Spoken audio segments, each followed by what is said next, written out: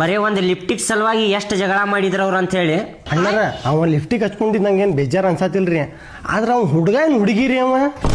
ನನಗೂ ಅದ ಕನ್ಫ್ಯೂಸ್ ಐತ್ರಿ. ಅವ್ನು ನಡೆಯೋ ಸ್ಟೈಲ್ನಾಗ ಯಾರು ಅಂತ ಹೇಳಿ ಗೊತ್ತಾಗೋಲ್ತ್ರಿ ನನಗೆ.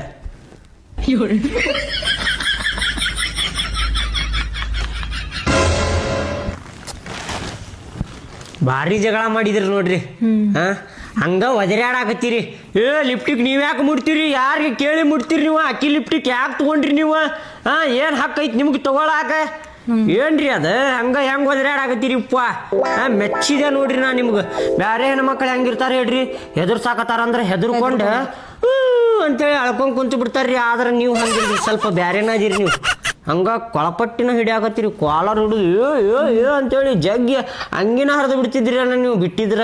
ಹರಿದಿಲ್ಲ ರೀ, ಆದ್ರ ಅಂಗಿ ಅವ್ರಿಗೆ ಗೊತ್ತಾಗಲ್ಲ ರೀ. ಹುಡುಗಿರ್ ಲಿಫ್ಟಿಗೆ ತಗೊಂಡ್ ಹಚ್ಕೊಂತಾರೆ. ಎಂತೆಂತವ್ರಿಗೂ ಬಿಗ್ ಬಾಸ್ ಒಳಗೆ ಹಾಕ್ಬಿಡ್ತಾರ ನೋಡ್ರಿ.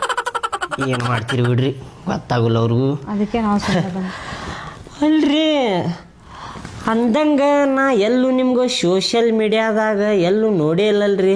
ಒಂದು ರೀಲ್ಸು ನೋಡಿಲ್ಲ, ಒಂದು ಫೋಟೋನು ನೋಡಿಲ್ಲ.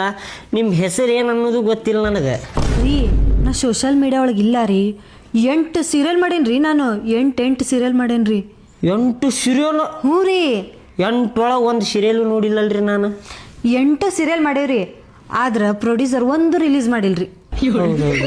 ಆದ್ರೆ ಯಾರು ಟಿವಿ ಆನ್ ಮಾಡಿ ನೋಡಕತ್ತೇ ಇಲ್ಲಲ್ರಿ. ಏನು ಮಾಡಿದ್ರಿ? ಅದಾಗ್ಲಿ ರೀ.